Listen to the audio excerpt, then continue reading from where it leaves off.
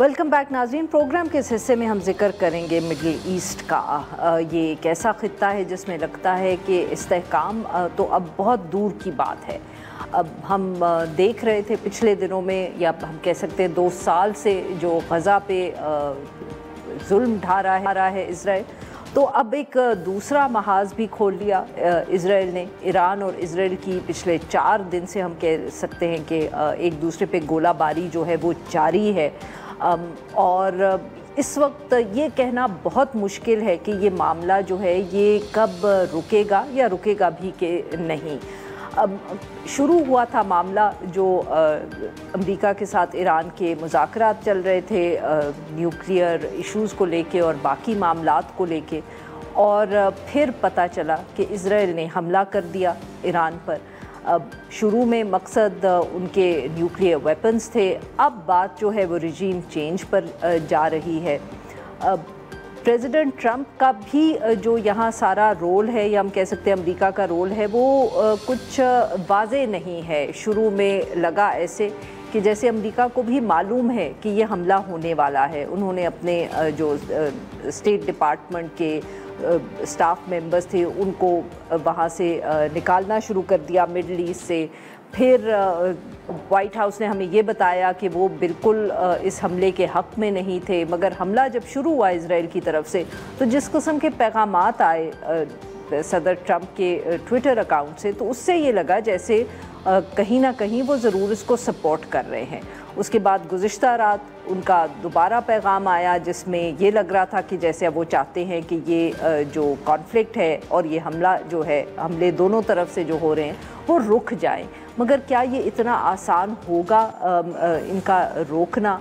रोकने के लिए अमेरिका और जो तेहरान है या ईरान है उनकी बातचीत जो है वो दोबारा ना सिर्फ होनी पड़ेगी, मगर बहुत से लोगों का ख्याल है कि वो अमेरिका की शराइत पर होंगी, और शायद इस हमले के बाद ईरान के लिए ये शराइत मानना बहुत आसान नहीं होगा। बहुत से लोगों का ये भी ख्याल है कि अब वो जो अपना उनका एक न्यूक्लियर प्रोग्राम है वो उसको मुकम्मल करने में उनकी ज़्यादा दिलचस्पी होगी।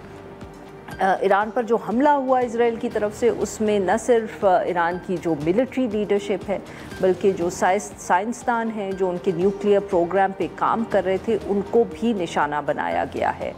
अब देखना ये कि आने वाले दिनों में ये मामला किस तरफ जाता है, और इस पर बात करने के लिए हमारे साथ मौजूद हैं जौहर सलीम साहब, साबिक सेक्रेटरी खारजा हैं, और हमें ज्वाइन किया है air vice marshal Sajid Habib साहब ने, दिफाई तज्जियाकार हैं। Welcome to the show gentleman. Jauhar Saleem साहब, सर आपसे गुफ्तगू का आगाज़ करते हैं।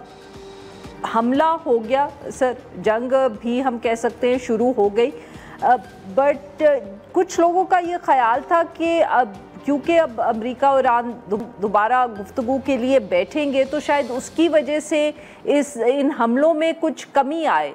अब is that still a possibility sir?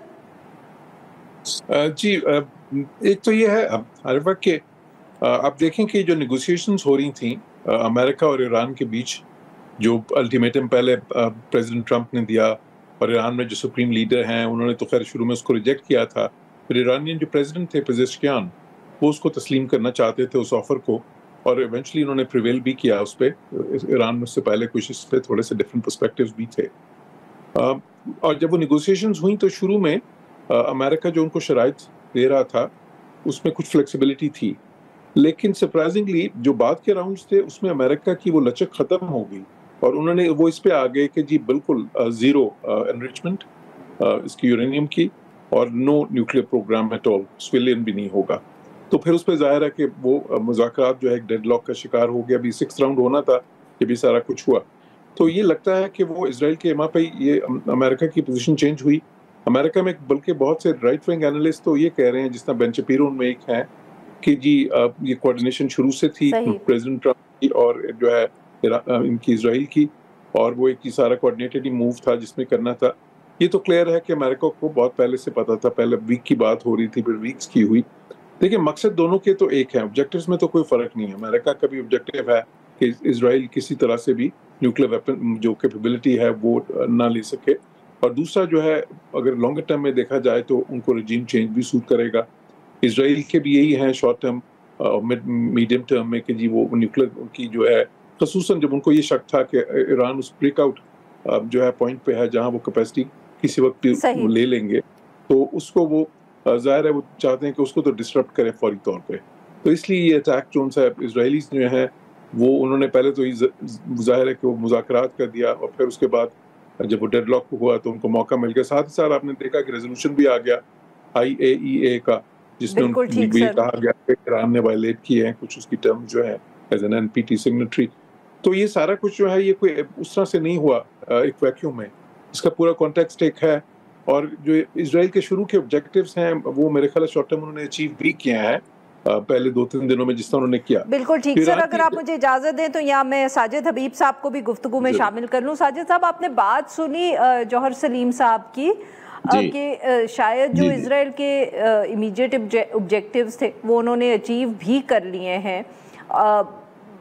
اسرائیل کی سر یہ بھی کوشش نظر آ رہی ہے بہت سارے ایکسپرٹس کے خیال میں کہ امریکہ کو بھی اس ساری معاملے میں گھسیٹ لیا جائے، کیونکہ پھر زیادہ آسان ہوگا ایران کو ملیٹریلی اور زیادہ ویکن کرنا. ایران کے پاس sir in terms of military options آپ کے خیال میں کوئی بہت زیادہ آلٹرنیٹیوز یا اسپیس ہے؟ دیکھیے، پہلی بات تو یہ کہ میں ایگری کروں گا اور تھوڑے بہت الفاظ میں نہیں کھل کے کہوں گا کہ اس ساری پلاننگ میں امریکہ اور اس کے جو الائز ہیں وہ پوری طرح اس میں شامل تھے. دیکھیے 200 جہازوں کی جو سپورٹ کرنا ان کی ایئر میں، ان کے پاس کتنے ٹینکر ہیں؟ 6 to 7 ٹینکر ود اسرائیل.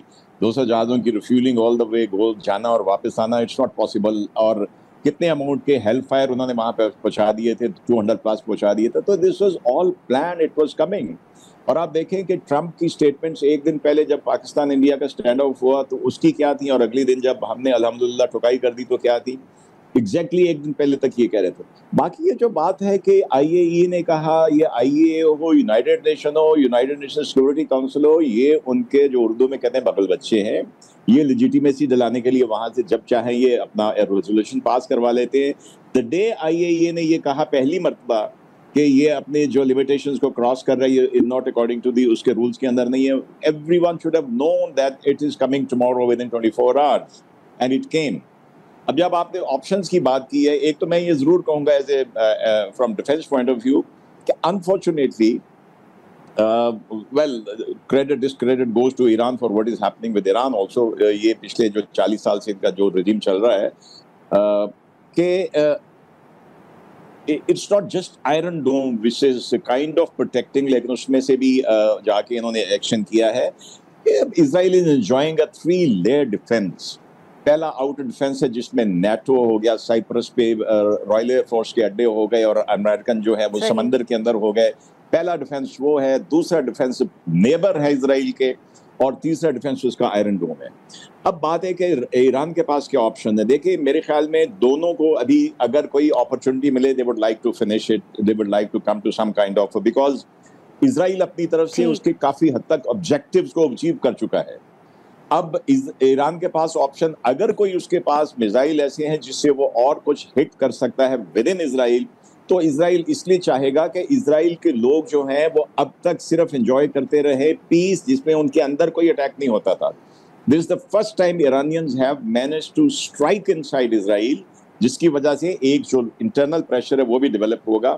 لیکن میرے خیال میں سب سے بڑی چیز یہی ہے کہ جیسے وہ اچیو کر چکے ہیں killing so many scientists and kind of strategic paralysis by hitting the leadership. جی ناظرین، یہاں پہ لیتے ہیں ہم ایک چھوٹی سی بریک.